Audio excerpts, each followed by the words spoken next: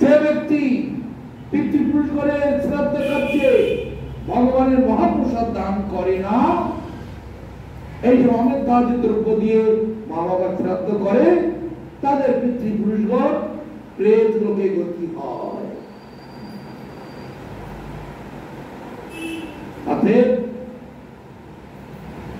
যদি সত্যিকারে সন্তান হয়ে যদি পিতামাতা, দাদু দিদা, পূর্বপুরুষের উদ্ধারের কথা ভাবতে হয়, তাহলে আমাদেরকে গোস্বামী মতে বা বৈষ্ণবীয় মতে এই পারলৌকিক কার্য করা উচিত।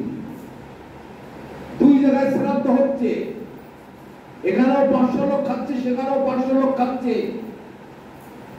আমি দিয়ে শ্রাদ্ধ করছে, তার খরচা হলো 2 লাখ টাকা, আর যিনি বৈষ্ণব দিয়ে শ্রাদ্ধ করছে তার খরচা হচ্ছে মাত্র 40 থেকে 50 হাজার।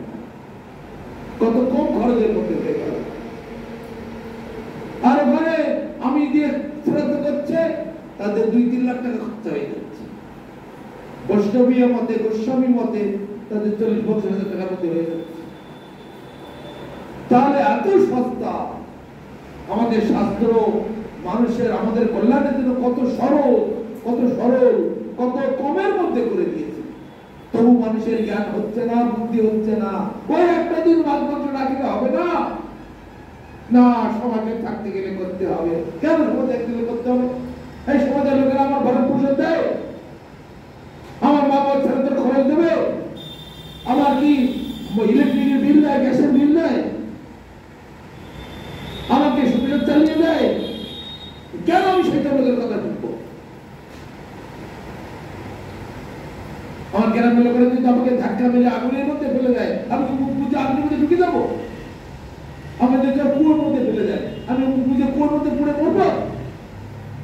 আমার ভালোর কথা, আমার মঙ্গলের কথা আমাকে সেটা বিচার করে চলতে হবে। ওই সমাজ, ওই গ্রাম, ওই সব যে কালচার, ওইগুলোকে আমরা গ্রাহ্য করি। কাপুরুষের কাজ। সমাজ কিসের সমাজ? আবার যে সমাজ অন্যায় পথে নিয়ে যাবে, যে সমাজ আমাকে নরকে নিয়ে যাবে, আমি সেই সমাজে থাকবো? সেই সমাজের লোকের কথা শুনবো? বুদ্ধিমান লোকেরা কোনোদিন সেই কাজ করবে না। নিষ্ঠাবান লোকেরা, প্রকৃত ধার্মিক লোকেরা কোনোদিন ওই সব সমাজের মানে অনিয়ম, অব্যবস্থা, সেগুলো কখনো স্বীকার করবে না।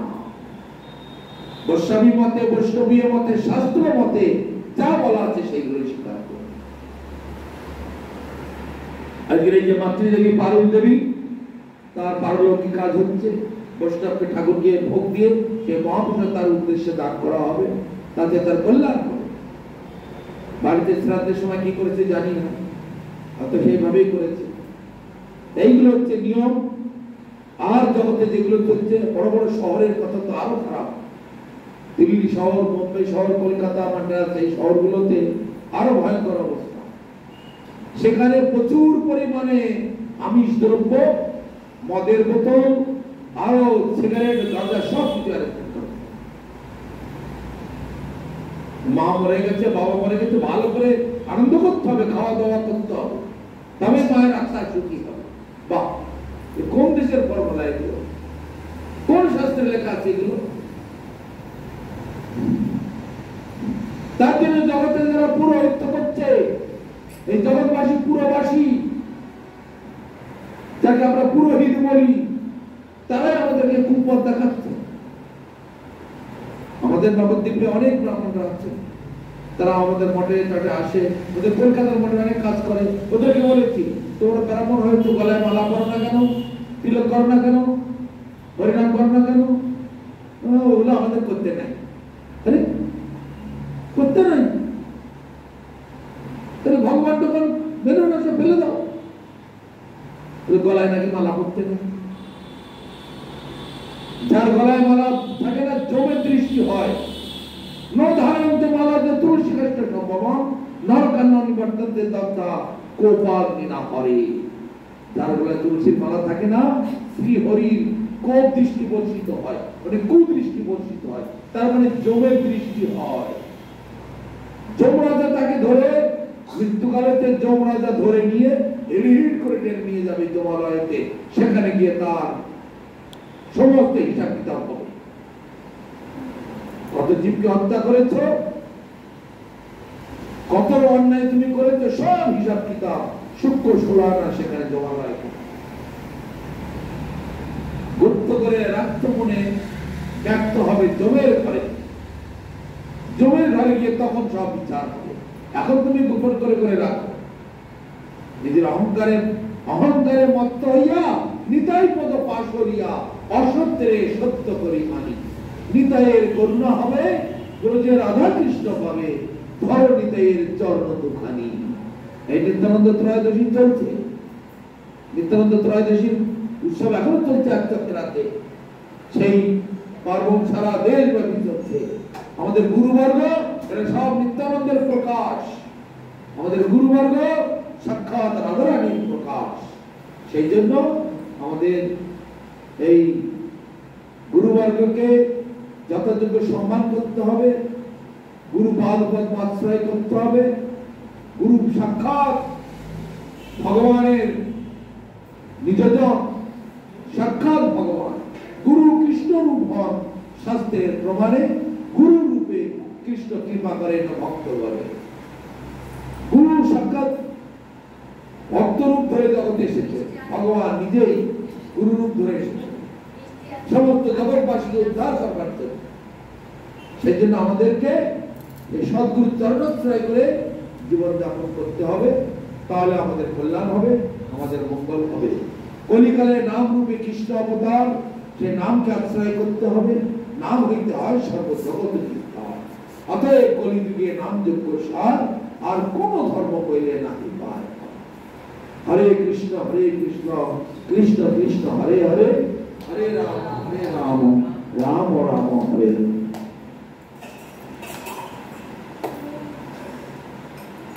হরিহরায় নম কৃষ্ণ, যাদবায় নমঃ, যাদবায় মাধবায় কেশবায় নমঃ। হরে এই না বলো বলো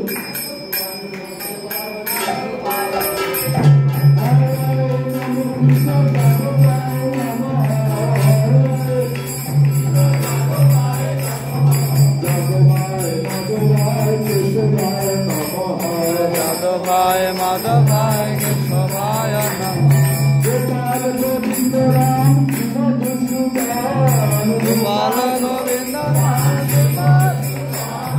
গিরিধারী গোপীনাথ মদন,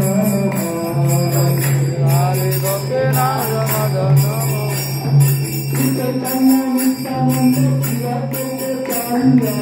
চৈতন্য গদাধর শিবাসাদি ভক্তবৃন্দ,